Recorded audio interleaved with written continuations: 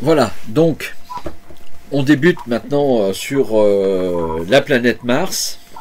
Alors on m'a demandé, on m'a dit, mais est-ce que tu pourrais nous faire un petit topo sur l'imaginaire un petit peu qu'a provoqué Mars sur l'humanité en quelque sorte. Donc oui, effectivement, il y a un lien, mais ça date d'il y a un certain temps déjà. On peut dire qu'il y a toujours une relation entre un certain nombre d'écrivains et la science en général.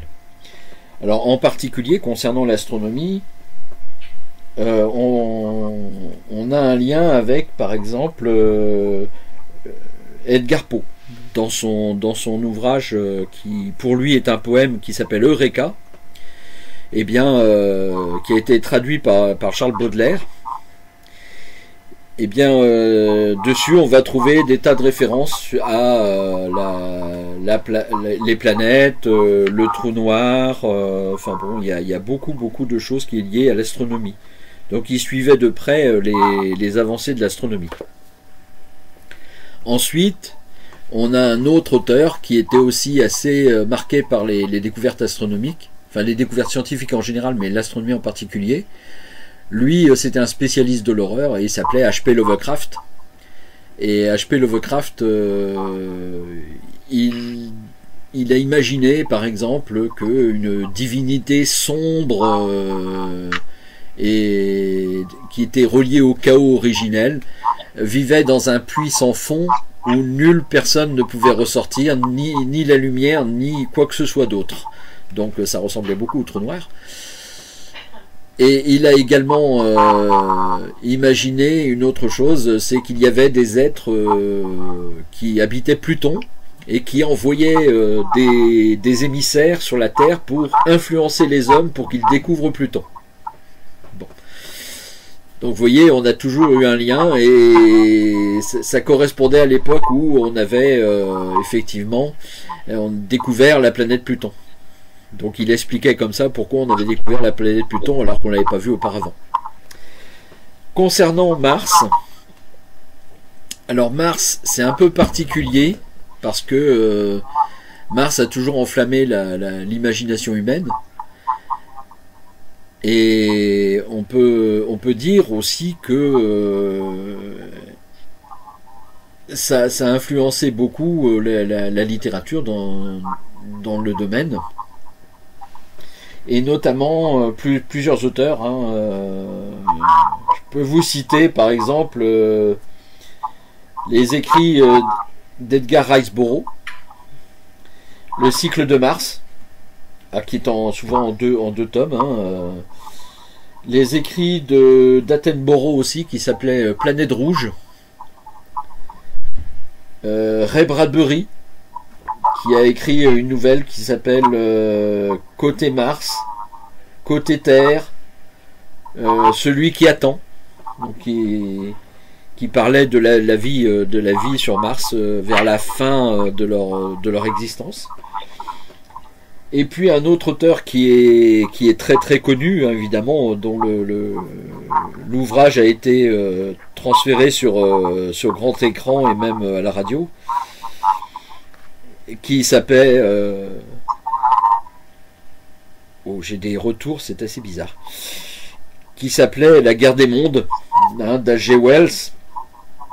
Alors ça c'est assez important parce que il y a une relation directe, et ça c'est assez spécial, il y a une relation directe entre La guerre des mondes d'H.G. Wells et la parution dans les journaux scientifiques et dans les journaux tout court des observations faite par Schiaparelli, qui voyait sur Mars des lignes qu'il a appelées canali, et ensuite repris par un personnage qui s'appelle Percival Lowell, qui lui a vu des canaux absolument partout, hein, et qui a imaginé que les habitants de Mars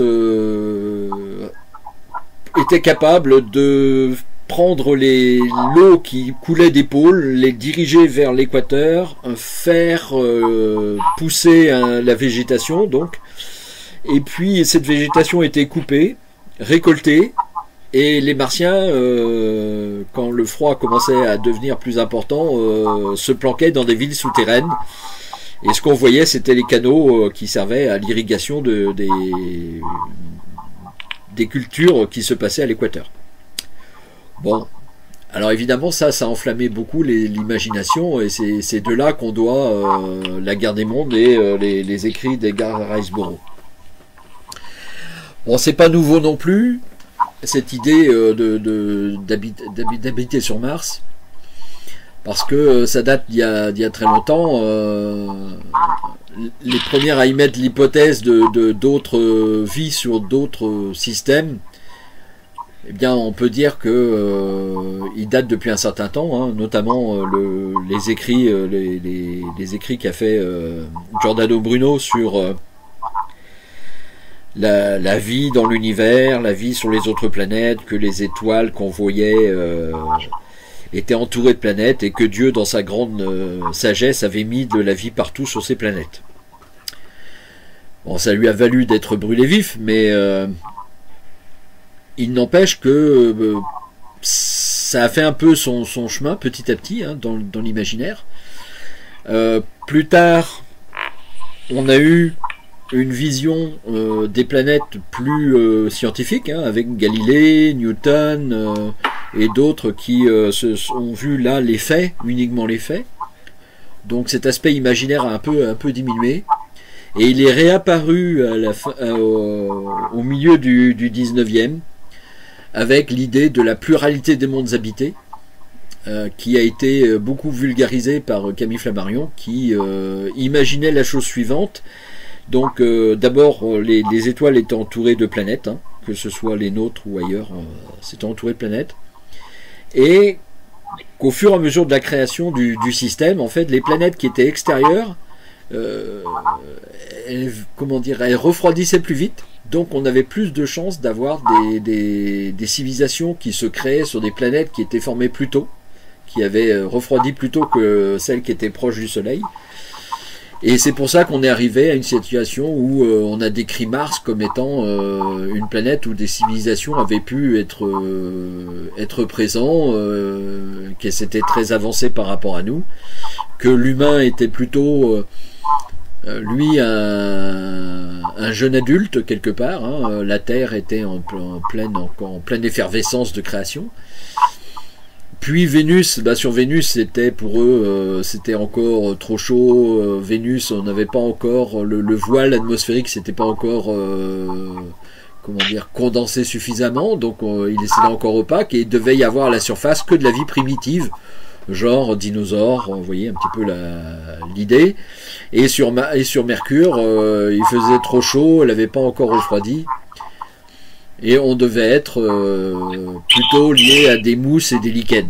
Voilà. Donc ça, c'était un peu l'idée générale. Et c'est pour ça que c'est sur ce terreau-là que l'affaire des canaux martiens a grandi, quoi. Ça a été stoppé net par le fait que Antoniani, qui a été appelé par l'Observatoire de Paris pour faire des dessins de la planète Mars avec la grande lunette de Paris, et ça a mis fin à cette histoire des canaux, puisqu'en fait Antoniani était un extraordinaire dessinateur et un observateur hors pair, reconnu de tous, et les dessins de son ouvrage sur l'opposition de Mars à son époque était tout à fait remarquable.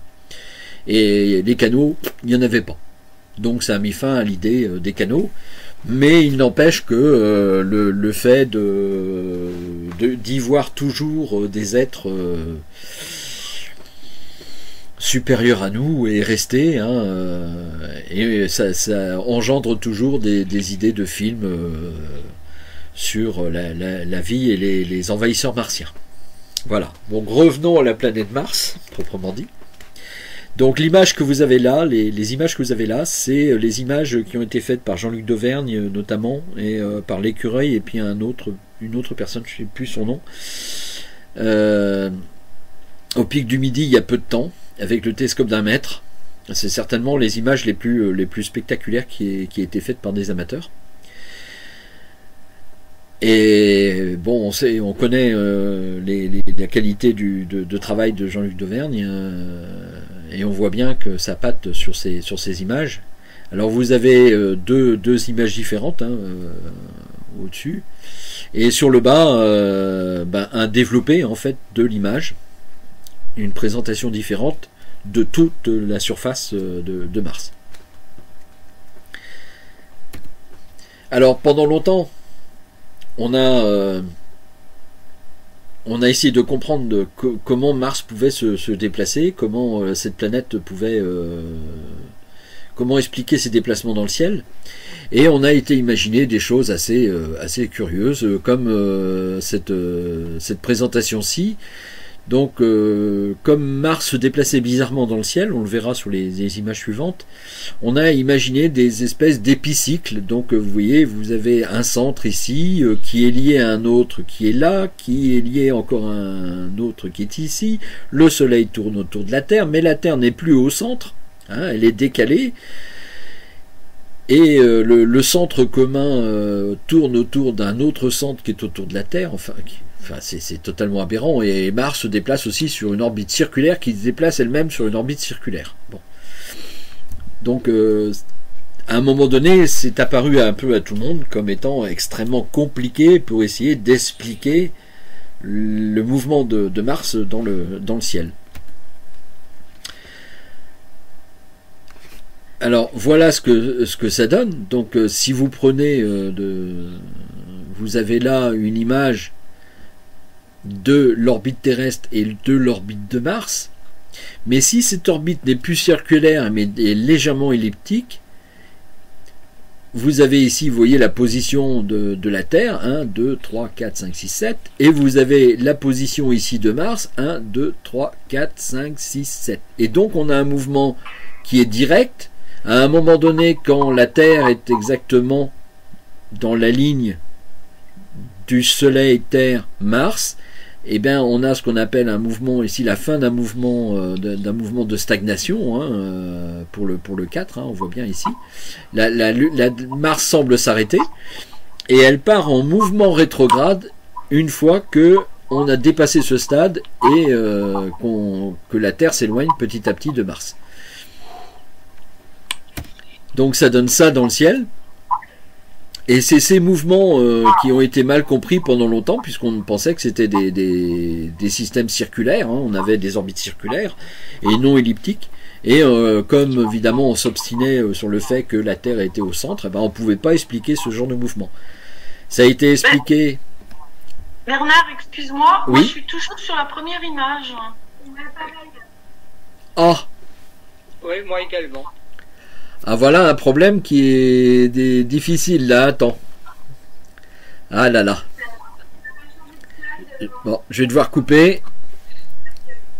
Et là, vous n'avez pas l'image? Si, ça y est, on commence à voir. Non, mais on voit LibreOffice, mais on voit pas le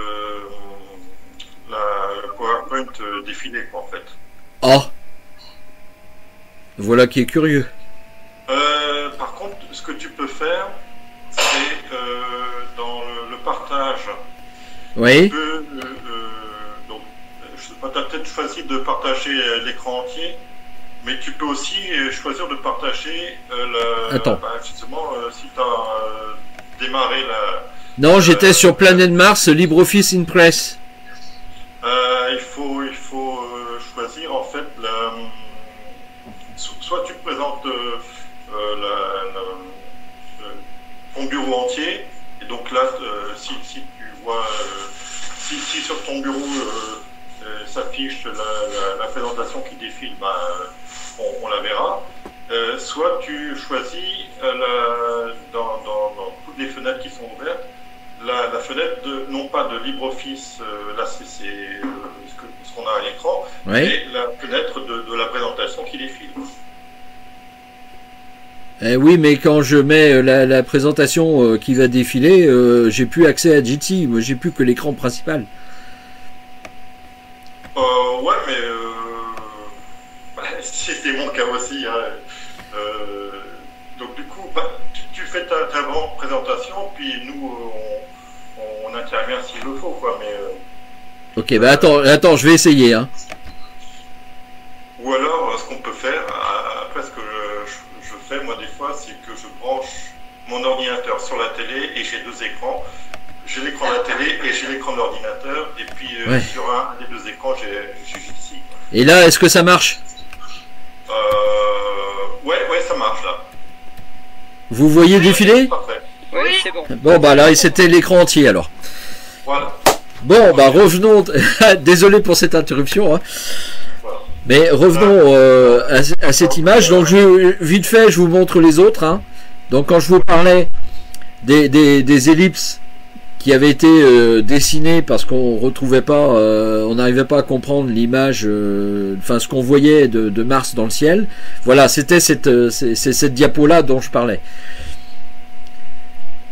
Ensuite, quand je vous parle du mouvement des deux planètes les unes par rapport aux autres, c'est cette diapo-là dont je parle. Donc le mouvement direct, l'arrêt au niveau du numéro 4, puis le mouvement rétrograde, hein, qui se fait après vers l'est.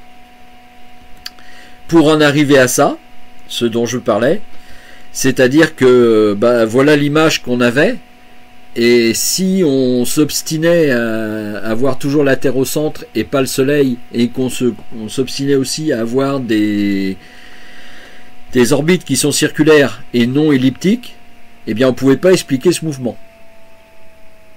Donc c'est grâce à Copernic dans un premier temps, puis à Kepler dans un autre temps, qu'on a pu mathématiquement expliquer ce phénomène, puisqu'il a fallu attendre que on ne soit plus condamné à mort à chaque fois qu'on critiquait le centre du monde occupé par la Terre. Hein, à partir du moment où tout le monde a admis que le Soleil était au centre, on a pu expliquer les mouvements de la planète Mars. Donc nous voilà revenus à peu près à ce qui est la réalité. Hein. Donc là, le Soleil est bien au centre, et puis on a, là on n'a pas les planètes internes, hein, Mercure et Vénus, mais voilà, on a les planètes à partir de la Terre, et donc Mars retrouve un peu sa place. Mars a une orbite qui est légèrement inclinée, hein, de 1,85 degré par rapport au plan de l'écliptique, ce qui fait que de temps en temps elle est très haute, et de temps en temps elle est plus basse. Hein, imaginons par exemple que la Terre soit un peu plus haute ici et que la Terre, que la Terre soit plus haute par rapport à l'écliptique ici, et que Mars soit proche de la Terre quand elle est au plus basse là. Donc ça veut dire qu'ici la Terre, on aurait la Terre ici et Mars là. Eh bien Mars est plus bas sur l'horizon, alors que quand elle est ici, elle paraît plus haute dans le ciel. C'est un peu le cas de cette année où on a une Mars qui est bien plus haute pour son opposition que la dernière fois où elle était vraiment basse, elle était à peu près à la hauteur où Jupiter et Saturne sont actuellement. Quoi. Donc c'est plus favorable cette année que la dernière fois. Hop, je reviens.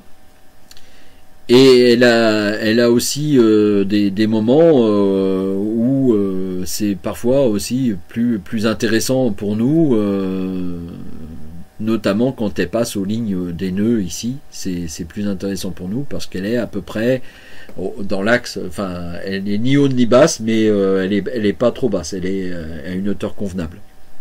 En fait, les oppositions quand elles se produisent dans cette partie-là sont plus intéressantes que quand elles se produisent par là. Voilà. Ensuite, voilà l'orbite, la forme de l'orbite de Mars. Vous voyez qu'ici, en fait, si je vous mettais quelque chose qui soit, tu vous mettais l'orbite de la planète Terre, on aurait à peu près le même style. Hein. Vous voyez, le pôle orienté dans un sens, les périodes de printemps, été, automne, hiver qui ont des temps différents. Enfin, c'est le principe des lois de Kepler. Et on comprend aussi pourquoi à certaines périodes c'est plus intéressant. Vous voyez, par exemple aux périodes de nœuds, c'est intéressant parce que on a les deux hémisphères sont visibles en même temps, par exemple. Hein, si on a une opposition qui se fait dans ces moments-là, et c'est souvent le cas, on va avoir une image des deux pôles. Hop.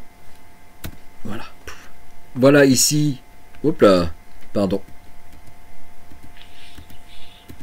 J'ai fait un bond. Ici, on va avoir la description de la carte d'identité. Bon, après, la distance moyenne, la distance maximale, c'est pas très important. La distance moyenne, hein, c'est à peu près 1,52 unités astronomiques, ce qui représente 227 millions de kilomètres, hein, à peu près, en moyenne. Ce qui est intéressant aussi, c'est que, et c'est pour ça que ça a amené un peu les délires sur Mars aussi, parce que la période de rotation, hein, sur elle-même, c'est 24 heures. Hein, donc 24 heures 623. Donc voilà, ça ressemblait un peu à la nôtre, hein, et on a une période de révolution qui est un peu plus importante, 666 jours. 686 jours, pardon. Mais voilà, il y a comme une petite parenté, si j'ose dire. L'inclinaison est à peu près la même, donc on a des choses qui sont assez proches. Mais voilà, le seul truc, c'est qu'on remarque tout de suite, c'est le diamètre équatorial, hein, 6779 km. Bon, c'est 2 fois plus petit que la Terre quand même, hein, donc là on pourrait se poser des questions sur le fait qu'elle soit aussi viable que ça. Ah, décidément, j'ai des sauts. C'est quand je bouge la souris, je devrais pas. Donc on a aussi des caractéristiques, les températures, vous voyez, on a du moins 87 à moins 5 degrés. Bon, c'est pas terrible quand même, hein. La pression est très faible, hein, sur Mars, parce qu'elle est beaucoup plus petite. Et sa composition est atmosphérique et essentiellement du CO2. Donc c'est pas génial non plus pour nous, hein, pour la vie, hein, c'est pas pratique. Et ça, c'est sa composition actuelle. Ensuite, vous voyez ici, hein, l'orbite de Mars et l'orbite de la Terre. Vous avez également, hein, le fait que Mars est 2 fois plus petite que la Terre, hein. Mais elle est 2 fois plus petite, mais elle est 10 fois plus légère. Donc vous voyez, l'attractivité de Mars est moindre que celle de la Terre. Bon, on a effectivement une rotation qui est très proche, hein, en temps. Elle a des températures, donc on a moins 55 degrés. Hein, c'est une température moyenne. Et on peut atteindre 20 degrés, exceptionnellement, dans les très bonnes positions. Ensuite, eh bien, les vents, le vent le plus puissant, c'est 144 km/h à sa surface, lors des tempêtes martiennes, et dont je vous montrerai un exemple tout à l'heure. Et nous avons un record toute catégorie, hein, qui est la hauteur du mont Olympe, hein, l'Olympus Mons, qui lui atteint magnifiquement les 26 km de haut, ce qui fait 3 fois la hauteur du mont Everest. C'est un record dans le système solaire quand même, hein. C'est un monstre. Ensuite, voilà le rapport, hein, entre la Terre et Mars. Vous voyez, c'est quand même une planète bien plus petite que la nôtre.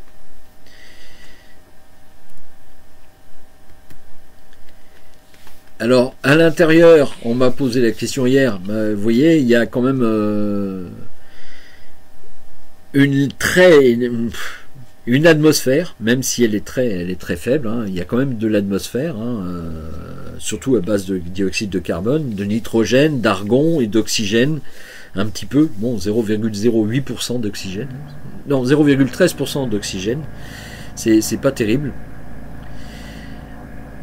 Ensuite, on a bien un noyau solide, hein, mais qui n'est pas très important. Mais surtout, on a une partie qui est comme sur Terre, donc une partie qui est faite de lave en quelque sorte, hein, on pourrait comparer ça à de la lave. Un manteau et une croûte extérieure. Mais le manteau et la croûte extérieure sont quand même assez grosses quand même, hein. Donc le champ magnétique engendré par le frottement de cette partie un peu liquide, semi-liquide sur le noyau n'est pas suffisante, ou n'est plus suffisante pour être exact, pour déclencher un champ magnétique important autour de la planète. Enfin, suffisamment important. Donc c'est un peu une des raisons pour lesquelles Mars n'est pas toujours des plus... C'est pas facile d'être sur Mars, quoi. Parce que vous êtes soumis au rayonnement cosmique et solaire en permanence, puisqu'il n'y a pratiquement pas de champ électromagnétique autour de la planète, ou très peu, il y a des résidus. Donc il a existé à un moment donné un champ magnétique, mais il est devenu partiel. Hein, il n'y a que des petites parties qui forment encore de minuscules champs magnétiques. Alors vous voyez, hein, la gravité évidemment n'est pas la même. Hein. Vous voyez ici une différence d'un mec qui saute pour mettre un panier de basket. Hein. Vous voyez, la différence, elle est assez étonnante. Donc si on va sur Mars, effectivement, on pourra faire des bonds pour avancer, quoi. Moins que sur la Lune, mais quand même. Alors voici, hop, bon, on va rester à ça. Décidément, il saute à chaque fois. Donc voici la représentation, hein, du système Soleil-Terre-Mars. Et vous voyez qu'à certaines périodes, effectivement, on a des possibilités de rapprochement, hein, sur la partie gauche de l'image. Hein, vous voyez qu'on peut, à des moments, on va trouver des rapprochements Terre-Mars qui sont intéressantes et qui marquent toujours les esprits, parce que à ce moment-là, comme vous l'avez remarqué cette année, hein, quand on regarde Mars, effectivement, on la voit très rouge, c'est très marqué, sa luminosité est forte.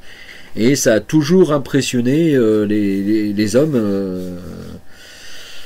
le fait qu'un astre comme ça devienne très lumineux, ça les a marqués. Souvent, pour les Grecs et les Romains, on pensait que c'était l'appel du dieu Mars pour aller à la guerre. Hein. Donc on voyait Mars grandir. C'était l'époque où il fallait se battre pour avoir la victoire. Il fallait suivre l'annonce du dieu pour avoir la victoire. Donc c'était pas on peut pas dire que ce soit toujours été favorable. Alors les oppositions, donc les périodes qui ont été favorables à l'observation de Mars, vous voyez, vous en avez 95, 97, 99. Alors vous remarquez, c'est tous les 2 ans. Hein. Donc 2001, 2003, 2005. Alors c'est pas à jour, hein, c'est 2007. Vous voyez, il y a des moments où c'est beaucoup plus important. C'est-à-dire qu'on a une nette différence dans les oppositions, c'est ce que je vous disais, où on a des périodes qui sont beaucoup plus favorables à l'observation que d'autres. Hein, dans toute la partie de 1995 à 1999, ça n'a pas été extraordinaire, quoi. Il y avait opposition, mais c'était pas très très favorable, alors que depuis un certain temps, effectivement, on a des oppositions qui sont sympas. Mais qui vont pas durer non plus, hein. On va repartir à nouveau, a priori, vers des oppositions qui seront moins favorables. Mais ça explique aussi le fait qu'on puisse faire les images que je vous ai montrées au départ. Alors, sur la planète Mars, quand il y a opposition, ça amène aussi un certain nombre de problèmes. Le fait d'être plus près de la Terre, ça amène un souci supplémentaire pour ceux qui veulent observer ou ceux qui veulent photographier ou imager Mars. Eh bien, souvent, le fait d'avoir une chaleur qui augmente la surface de Mars provoque des tempêtes de poussière, et ces tempêtes de poussière, eh bien, empêchent toute imagerie possible, toute observation possible sur la planète. Là, on le voit bien, vous avez 2016, 2018, et vous voyez 2018, vous voyez pratiquement plus rien à la surface, quoi. Donc c'est un peu un souci à chaque fois qu'on a une opposition qui est très favorable. On se demande toujours si on va pouvoir voir quelque chose à la surface. Parce que les tempêtes de poussière sont assez conséquentes et peuvent durer longtemps. Même très longtemps. Alors voilà une image, vous voyez, voilà l'image d'une tempête qui se déroule devant vos yeux. Donc vous avez Opportunity et puis Curiosity, hein, et vous voyez, elles sont assez éloignées l'une de l'autre. Et on va revenir, je sais pas si je peux, hop, voilà, on va la relancer. Hein, vous voyez le développement de cette masse rouge qui est en fait la tempête de poussière. Vous voyez jusqu'où ça va, ça englobe pratiquement toute la surface de Mars. Donc ça peut durer des semaines, des mois, parfois des mois. Donc c'est un peu problématique. C'est un peu problématique pour les engins qui sont à la surface, qui se recouvrent de sable.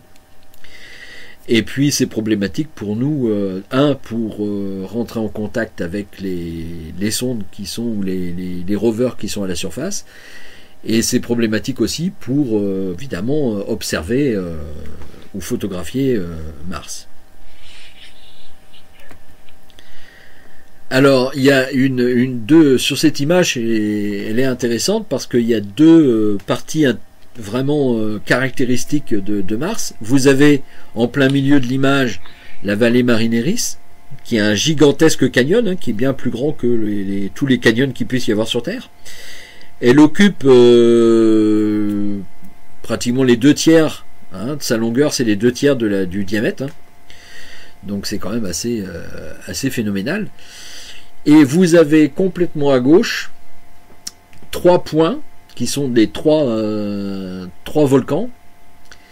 Et ces 3 volcans, si on pouvait voir un petit peu derrière, on aurait l'Olympus Mons, 4e volcan. Et ces volcans sont sur ce qu'on appelle le dôme de Tharsis. Ah, les éruptions ont été tellement conséquentes qu'en fait il y a un dôme volcanique qui s'est formé et qui a très légèrement désaxé le noyau, par exemple. Ah, sa masse est si grande qu'en fait il y a eu un léger désaxage du noyau de la planète. Donc c'est assez incroyable ce truc. Et ça représente une masse phénoménale.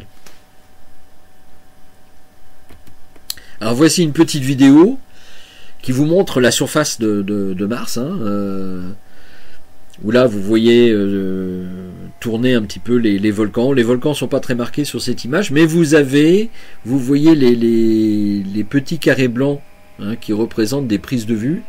Et au bout de cette forme blanche, vous avez une petite pointe et vous avez un endroit qui est plus clair. Alors on va le revoir. Hein, voilà. Hop, au bout du carré, vous avez une partie plus claire. Et ça, c'est un bassin d'impact que voici, qui s'appelle Hellas Platinia. Et lui, on suppose qu'il a été fait par l'impact d'un planétoïde.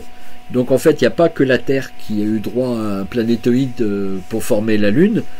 Mars s'est aussi pris un planétoïde à sa surface. Bon, il devait être moins important quand même, mais on suppose quand même que ça a provoqué des réactions importantes à l'intérieur de la planète. Alors voici une onde sismique à l'intérieur de la planète. Voilà comment ça se propage dans la planète elle-même. Hein, ça a été fait par le sismographe qui a été déposé et fabriqué par l'Europe et qui a été déposé sur la planète. Vous voyez, on envoie une onde et voilà la propagation de l'onde dans la planète elle-même. Et c'est ce qui a permis notamment de découvrir que il est fort probable que sous la surface de la planète, on a découvert des endroits qui étaient creux et probablement remplis de liquide. Donc on soupçonne que sous la surface, il y a aussi des étendues liquides qui se trouvent, parce que les ondes ne se propage pas de la même manière quand elle traverse un liquide ou un solide. Et donc on a découvert qu'il y avait probablement des parties liquides sous la planète, sous la surface, donc à voir.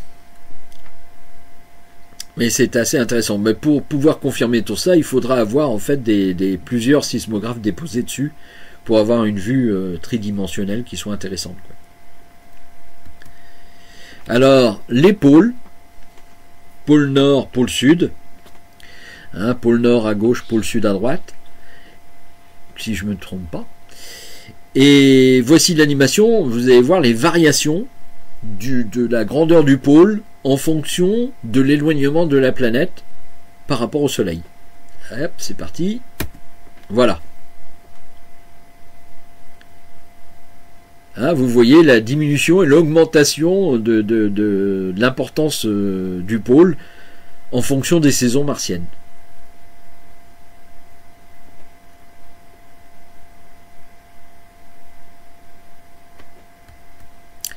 Alors voilà une vue du pôle, juste au-dessus du pôle nord, de la planète Mars. Alors c'est de la glace, mais c'est pas de la glace d'eau, pas uniquement en tout cas.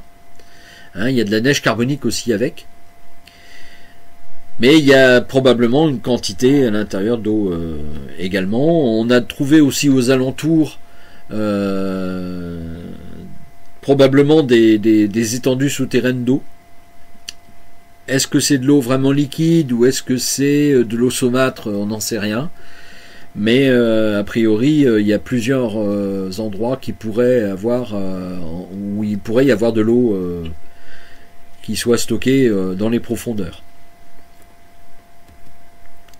Alors Phobos et Deimos sont les satellites principaux de Mars, parce que bon, ils tournent juste à côté.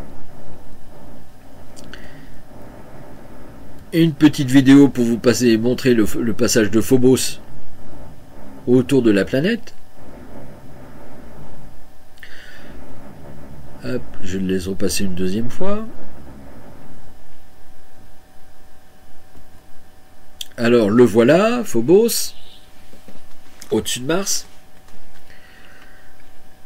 Donc Phobos, ce sont des astéroïdes hein, capturés par Mars dans la ceinture d'astéroïdes, qui n'est pas si loin, hein, qui se situe entre Jupiter et Mars. À une certaine époque, eh bien, dans les différents passages, vous savez que le jeu de planètes avec les astéroïdes a fait que les astéroïdes se sont retrouvés à se balader un peu partout dans le système solaire. Et il y a des captures qui se font, hein, que ce soit pour Jupiter ou pour Mars, et Mars a récupéré deux, Phobos et Deimos. Voilà, donc on a les deux satellites principaux de Mars. Vous voyez, c'est assez caractéristique d'astéroïdes, hein, tout bête. Hein. Ça n'a rien de spectaculaire. Et il y a un autre satellite qui a été découvert il y a quelque temps, qui s'appelle l'astéroïde 101 1429, et qui est lié à un groupe d'astéroïdes qu'on appelle les Troyens, et qui est situé sur le point Lagrange numéro 5 de Mars. Donc vous le voyez en bleu, et vous voyez sa trajectoire en bleu. Donc il serait lié apparemment à la planète Mars, donc la planète Mars aurait aussi un autre satellite. Bon, est-ce que ce satellite est permanent? C'est pas certain. C'est le cas aussi de la Terre. Hein. La Terre a un satellite qui se balade aussi, un astéroïde qui se balade aussi autour d'elle. Et on suppose que cet astéroïde va se balader, mais qui restera pas là en permanence. Quoi. Bien que là, normalement, sur un point Lagrange, il devrait rester pour un petit moment s'il n'y a pas d'autres interactions avec les astéroïdes qui sont autour. Alors voilà une vue un peu générale de Mars. Hein, vous avez des vues de paysages, vous avez des vues ici de hauteur, voilà, de terrain. Vous avez les fameux tornades qui se déplacent sur Mars. Bon, vous avez une vue un peu générale. Voilà les différences de hauteur. Donc plus on est bleu, plus on est profond, plus on est rouge et blanc, plus on est haut. Et là vous avez hop là, les trois volcans ici, l'Olympus Mons là, et le dôme de Tharsis, c'est tout ça en fait. C'est toute cette partie-là.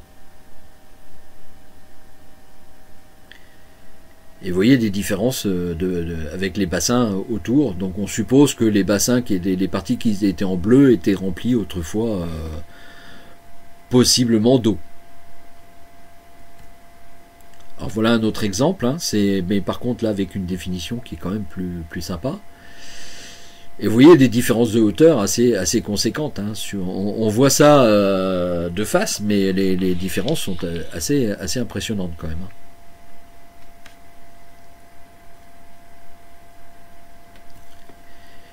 Voilà les vues.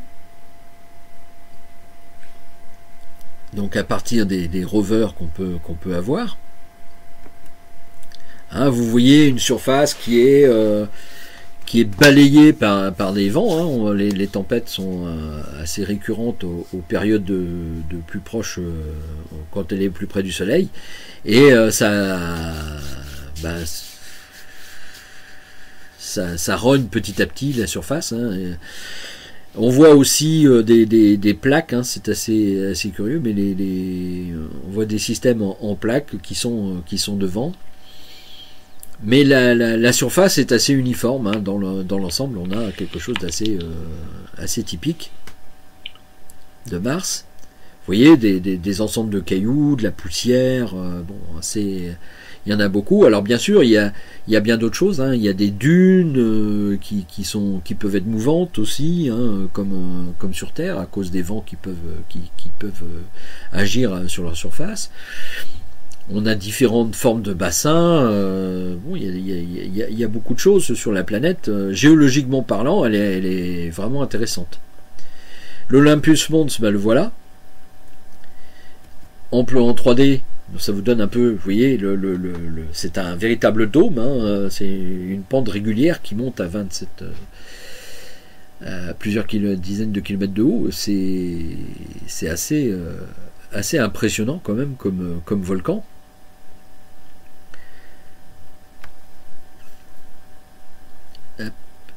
Alors là, c'est assez rigolo. À un moment donné, dans les premières sondes Viking, on a eu une image qu'on a appelée le masque d'Elysium. Alors je sais pas si on va le voir, voilà. Ici, en fait, on a cru, à un moment donné, vous voyez, avoir ici une bouche, un nez, deux yeux, et c'est comme si quelqu'un avait sculpté un masque, voilà, pour que ce soit visible des gens à l'extérieur, hein, un peu comme les dessins de Nazca, c'est pareil. Et en fait, bien sûr que non, hein, c'est pas. Alors là, les ufologues se sont donnés à cœur joie sur le fait de, ça y est, on a découvert une preuve que Mars a eu une civilisation. Ils nous ont laissé un masque, ils ont sculpté une montagne pour montrer qu'ils existent. Bon, non, bien sûr, hein, c'est une illusion d'optique, puisqu'en fait, il suffit de changer un petit peu l'angle et en fait, le dessin disparaît. Donc j'ai pris ça parce que c'est pour rappeler à nouveau le fait que les moindres détails plus ou moins douteux sur Mars font tout de suite penser à autre chose. Hein. Si vous avez une mauvaise définition, vous pouvez aussi imaginer en bas ici des pyramides par exemple. Vous voyez, bon. Donc il y a toujours, sur toutes les images martiennes, il y aura toujours des gens qui vont penser voir la preuve d'existence d'une ancienne civilisation martienne. Alors Mars a aussi une atmosphère, vous la voyez, elle est extrêmement ténue, hein, très très faible, mais bon, elle existe. C'est un des problèmes principaux d'ailleurs pour poser les rovers à la surface, puisque il faut vraiment arriver à une vitesse bien précise pour pouvoir alors j'aime pas le mot, mais l'amarcissage, en quelque sorte, puisque c'est pas un atterrissage, mais un amarcissage, pour arriver à poser quelque chose à la surface. C'est pas simple du tout, hein, on en a réussi quelques-uns, mais si on prend le cas de l'Europe, bon, c'était pas tout à fait c'est dû à un incident technique, mais ça prouve que c'est assez difficile. C'est un certain nombre de sondes se sont littéralement crachées à la surface, parce que c'est pas si simple que ça. Il faut arriver à une vitesse bien définie pour faire en sorte que à la fin on ait une vitesse pas trop forte, qu'on puisse se poser sans problème à la surface. Et ça, c'est dû à la densité assez faible, puisque le frein est plutôt faible pour tout objet qui arrive dans l'atmosphère martienne. Le frein atmosphérique, dont la friction est assez faible. Donc c'est pas facile d'arriver à la bonne vitesse. Alors voici une preuve de la météo martienne.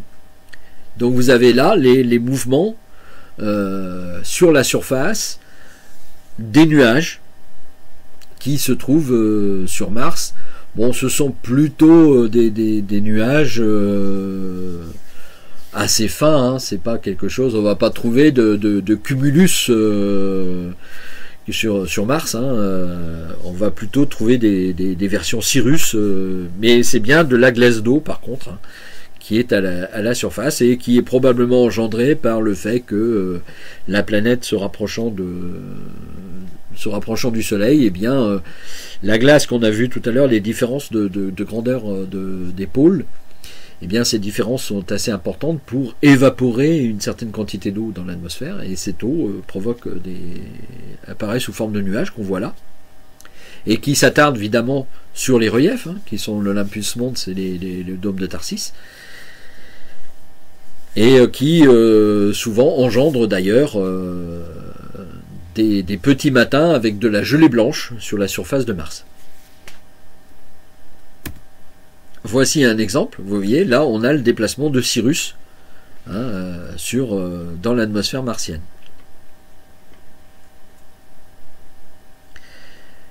Alors il faut aussi dire que sur Mars il n'y a pas que ça. Alors ça c'est assez difficile, on le voit de manière assez brève, mais bon, trop tard.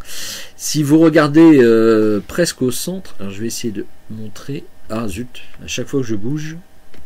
Hop, voilà. Ici, vous allez voir à un moment donné une petite. Voilà, là, hop.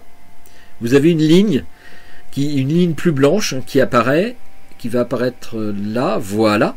Et bien ça, c'est des aurores. Il y a donc des aurores polaires sur Mars. C'est très faible, mais il y en a. Et voici une autre petite vidéo. Vous allez voir un tourbillon, une espèce de petite tornade. Voilà, elle arrive, hop, elle se déplace et elle va jusque là. Je ne sais pas si vous la voyez bien, mais ça a été filmé par un des rovers. Je ne sais pas si c'est pas Opportunity, qui a filmé cette tornade brève qui est passée et qui est assez caractéristique aussi. Ça crée des lignes sombres sur la surface de la planète.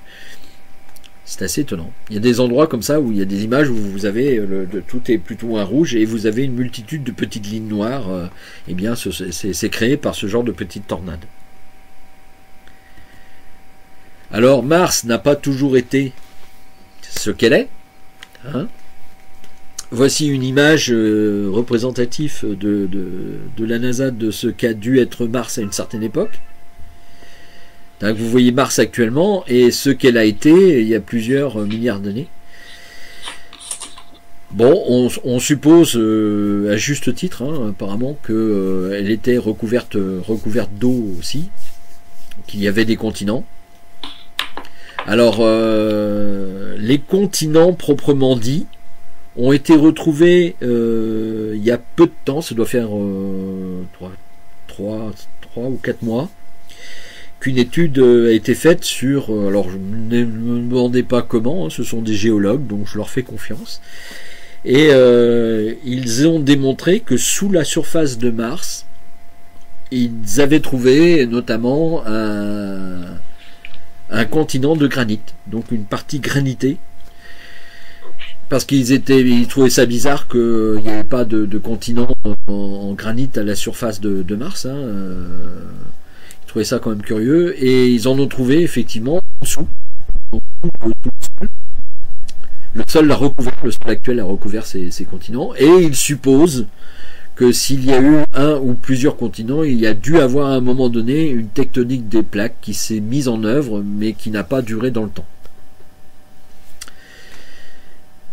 Et c'est pour ça peut-être que la planète à un moment donné a été assez dynamique, mais que cette dynamique a cessé, et probablement que c'est parce que ça a cessé que on a eu des créations de volcans statiques type Olympus Mons ou autre. Alors les écoulements ont eu lieu, hein, on le voit ici, hein, vous avez l'écoulement ici un écoulement d'une probable rivière ou de fonte brutale de glacier quelconque, mais on voit bien effectivement qu'on a là, si on prenait une image, si on disait que cette image a été prise sur Terre, on pourrait le croire, hein, avec l'écoulement vers la mer d'une rivière, avec ici son cours d'eau. On peut très bien le comprendre. Il y a eu aussi une chose assez étonnante qui a été démontrée il y a aussi quelques mois, qu'en fait à l'arrière, donc si vous voyez ici, vous avez voilà l'embouchure ici, en retournant en arrière, en fait ils ont trouvé des formes assez bizarres derrière, comme quelque chose qui avait été poussé, vous voyez, comme si on avait poussé de la matière. Et en fait, ils ont découvert qu'il y avait des traces de raz-de-marée à la surface de Mars. Alors, soit dû à des chutes d'astéroïdes, soit autre chose, mais il y a eu à un moment donné aussi des raz-de-marée.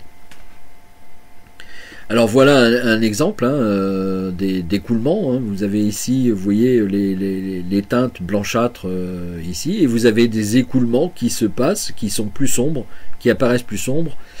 On suppose que c'est plutôt de l'eau saumâtre, hein, c'est pas de l'eau comme on l'entend, hein, c'est de l'eau très chargée, c'est une espèce de boue qui descend quand ça se réchauffe suffisamment, elles font, c'est comme un permafrost qu'ils font, et qui découle, qui coule le long des montagnes qui sont ici sur la gauche.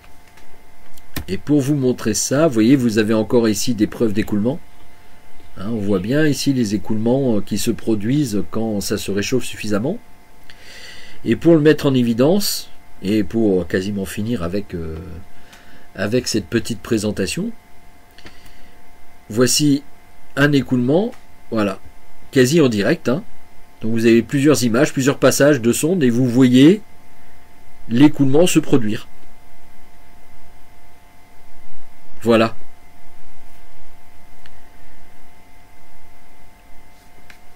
Je vais revenir vers vous pour...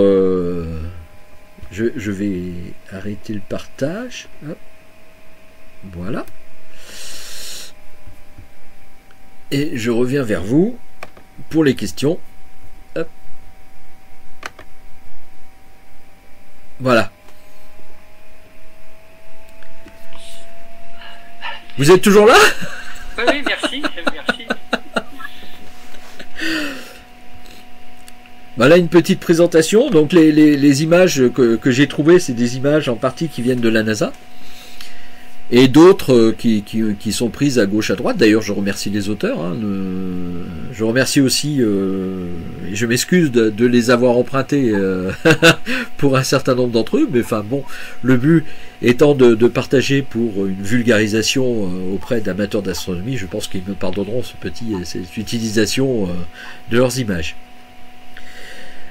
Alors quant au livre dont je vous ai parlé, vous pouvez encore certainement en trouver, hein, la saga tirée d'Edgar Rice Burroughs. Alors, je vais mettre une lumière. Voilà. La saga d'Edgar Rice Burroughs, c'est ça quoi. Et elle peut se trouver encore à Omnibus. Et ça s'appelle le cycle de Mars.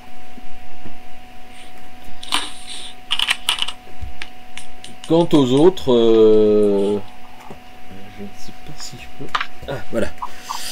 Quant aux écrits d'Edgar Allan Poe, vous les avez ici, ça s'appelle Eureka. C'est chez Dunod et c'est présenté par Jean-Pierre Luminet. Voilà. Et ça, c'est intéressant parce que c'est... En fait, Edgar Allan Poe parle de toutes les découvertes qu'il constate et il fait des réflexions philosophiques sur ces découvertes. Et quand on connaît le personnage, c'est assez intéressant. Autrement, j'ai l'impression qu'il y a une résonance, non, quand je parle. Oui, un petit peu. Hein, c'est désagréable. Et sinon, vous voyez... Et ouvert, quelque part. Ouais, il y a quelque chose qui... Sinon, C'est moi vous avez... qui ai ouvert mon micro. J'avais 2 questions à poser. Ah bah, vas-y. Alors, au sujet des volcans, Oui. je voulais savoir, est-ce que...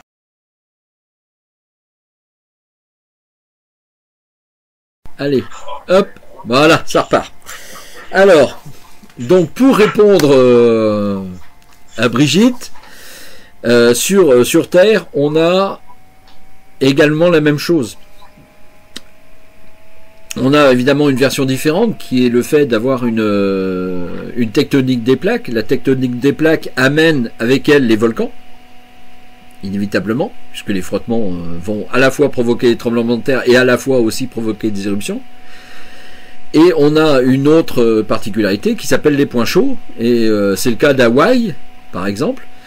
Et si tu enlèves le Pacifique, tu vas t'apercevoir que si tu suis la ligne, il y a une ligne qui se dessine sous l'océan, on va avoir différentes montagnes qui s'usent plus ou moins et qui sont d'anciens volcans qui ont suivi un chemin, c'est-à-dire qu'ils sont devenus une île, comme Hawaï, et petit à petit, avec leur masse, se sont effondrés, ça s'est effondré petit à petit, et hop, on voit se diminuer jusqu'à l'Alaska, on voit une ligne d'anciens volcans qui disparaît. Hawaï finira la même chose, elle va avancer, et puis il y a une autre île qui va se créer, toujours au même point chaud, si tu veux. C'est le cas aussi de la Réunion.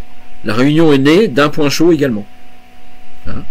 Et sur Mars, donc si on fait confiance aux géologues et à l'étude géologique qui s'est menée, s'il y a effectivement eu des continents, il est probable qu'il y ait eu pendant un certain temps une activité de même type, c'est-à-dire un déplacement de